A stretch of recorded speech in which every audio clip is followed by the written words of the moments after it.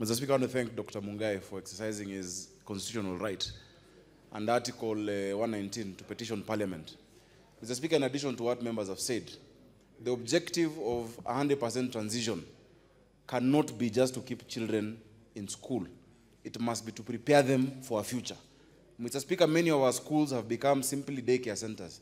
Because even in primary school, I know very many schools where children in class 8 cannot read. Because they have gone with the crowd from class 1 to class 8 just humming at the back of the class, yet they cannot even answer those questions. And they're as good as children at ECD. Mr. Speaker, I'd like to urge the chair of this committee, as he looks at both petitions, and he should realize that he can actually deal with both petitions jointly.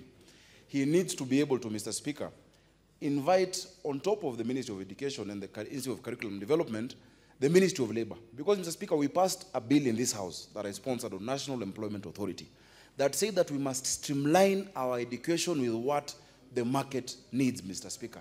Mr. Speaker, the time a child goes to university from high school, they need to be going to do a course, Mr. Speaker, that is going to give them a job. Many of the courses we have in our universities, much of the education in our schools, are only postponing the unemployment of our young people, Mr. Speaker. Mr. Speaker, they must look at quality, they must look at access, they must look at suitability of what we're teaching our children. Many of these causes, and Mr. Speaker, that bill, and that, actually it's an act, it's a law, brings together the Federation of Employers, of course, the trade unions, Mr. Speaker. It brings together the curriculum people, and all of those who are charged with looking at where, manufacturers, etc., looking at what the market is going to need in the next 5, 10 years. That is what we need to tailor-make our curriculum to be about. It can't just be about keeping children in a classroom for so many years.